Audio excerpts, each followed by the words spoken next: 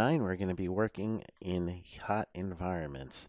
So in this chapter, we're going to explain the nature of working in hot environments, determine the causes of overheating, explore the effects of the heat to the body, reveal the heat physiology of the body, identify the elements of the heat equation, understand the types of heat-related illness, and analyze controls that you could have to prevent heat-related uh, heat-related stress. So, what are hot environments? So, if you have poorly ventilated area, confined spaces, construction activities, landscaping, response for emergencies, facility cleanups, those are some of the areas that you will see some heat stress. Some of it's because of the temperature, some of it's because of the protective clothing that you're wearing, but those are some places where you will have some heat stress. Some causes of overheating could be those temperatures, the humidity factor, the sun itself, and the body heat from our physical exertion.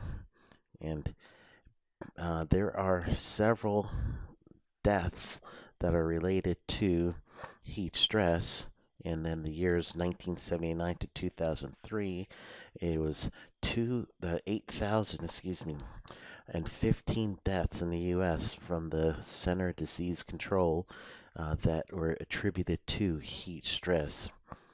So if you have effects of heat stress due to humidity, you're going to see people that will have headaches and dizziness, they have weakness, irritability, vomiting, diarrhea, rapid heart rate.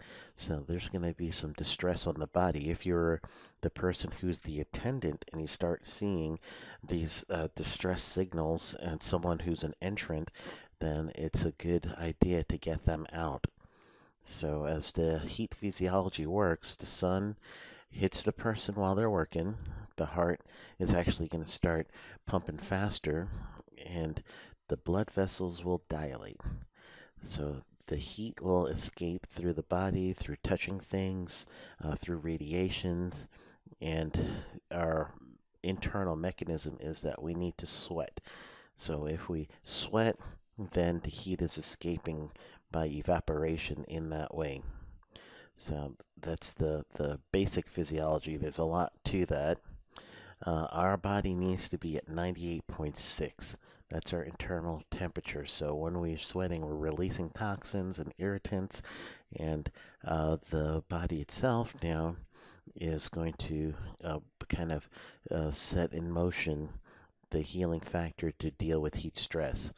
So whenever we're not sweating, that's an indicator of a very severe condition that we will need medical attention.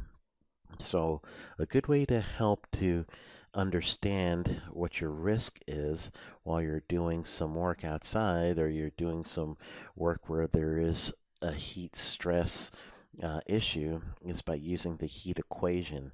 So there's some apps out there that you can find that has a heat index equation, but when you're in the red, in the danger zone, when the humidity is high and the temperature is high, that means that you have to act accordingly and make sure that you have water, rest, and shade as the primary way of making sure that your workers will not be susceptible to any heat stresses.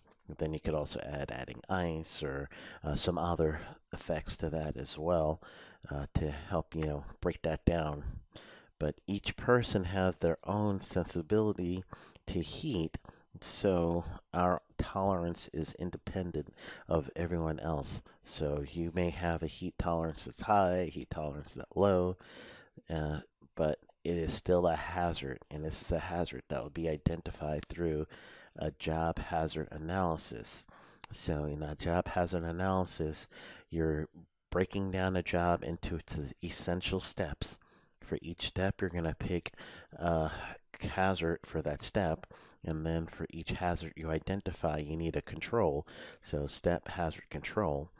And if one of the steps is going to be some sort of work that is going to generate heat, one of the hazards should be heat stress, and then you're going to have to pick a control for that.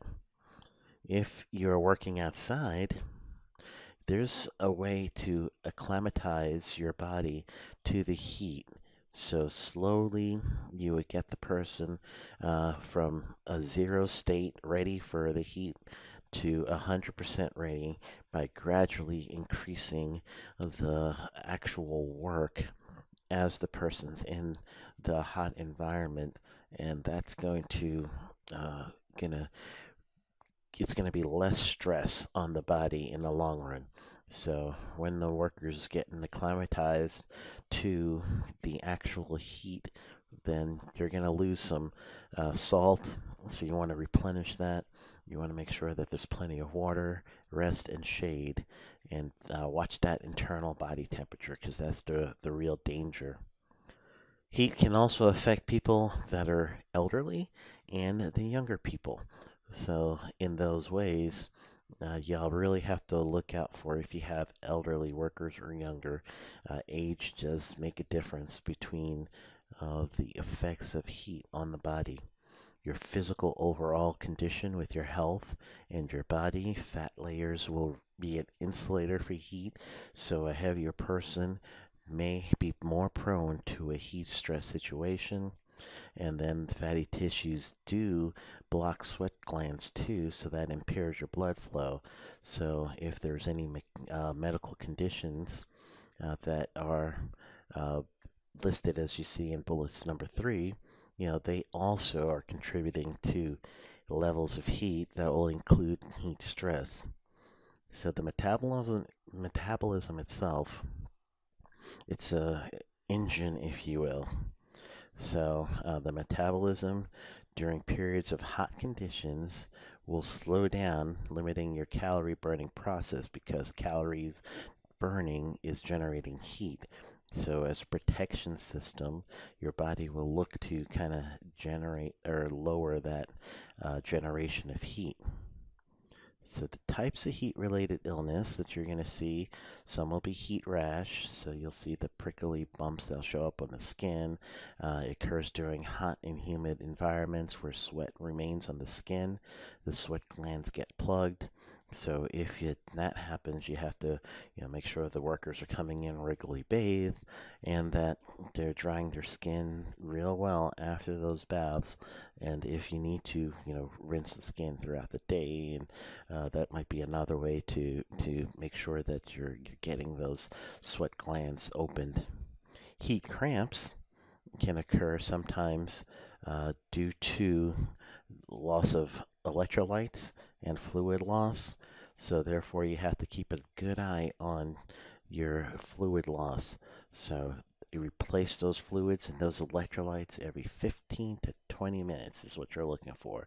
So that means just a brief break so that you could get the person that is prevent them from experiencing any heat cramps. Heat exhaustion now is when it becomes a little bit more severe. So with heat exhaustion, you can you'll start seeing signs leading up to the person getting fatigued and sweating and nausea, giddiness in some cases, headaches. So you start seeing those signs, you know that the heat stress is progressively getting worse. The person is in distress at that point. The watcher or whoever is there must take that person out of that situation. Get them rest, get them shade, get them water, whatever it needs to be done to get the internal body temperature lowered and to get that person where they're not exhibiting those symptoms anymore. Now, the worst of all the symptoms is heat stroke. That is the most severe. The body temperature, core temperature, gets 105 degrees or even higher. This is a medical emergency, so the person must get to the doctor right away. Thoroughly soak the clothing through water, and you want to make sure the victim has some ventilation on them. If they're passed out, do not force feed them water because that could cause an additional hazard. This chart over here is showing you the difference on the left of heat exhaustion versus heat stroke. So someone with heat exhaustion is still sweating, moist and clammy. Their pupils get dilated, so it gets a lot larger. and then their body temperature could be normal or subnormal temperature. But when that transitions into heat stroke, the skin now will become dry. They'll stop sweating. Pupils will get smaller, constricted, and the core body temperature will start rising. So that's a nice differentiation of that. So when it's time for controlling this, you want to do the typical control engineering first, which is going to be some ventilation, spot cooling, whatever you can to make sure that the worker is going to get out of the sun, or there's going to be a mitigation factor for the heat shielding and anything mechanical is going to help you. Administrative controls, work rules. It could be your scheduling, your breaks, your heating conditions, relief, whatever it is. All these things are just different thought processes for making sure that there is some sort of work rule that's going to help you abate that heat stress.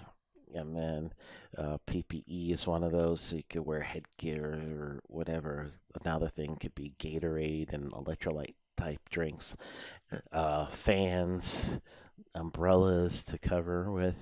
So those are good things to have. If you're doing electrolyte drinks, just be very careful that you don't do too much, because in some ways it can't also work in reverse. So just that's if they're very sugary drinks, then it could also work in reverse and start dehydrating you. So you don't want to have high sugar content in those.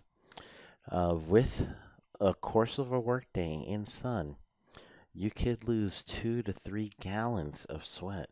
So therefore, that 15 to 20-minute break that you're taking should be a replenishing of 5 to 7 fluid ounces of the fluids that you've lost.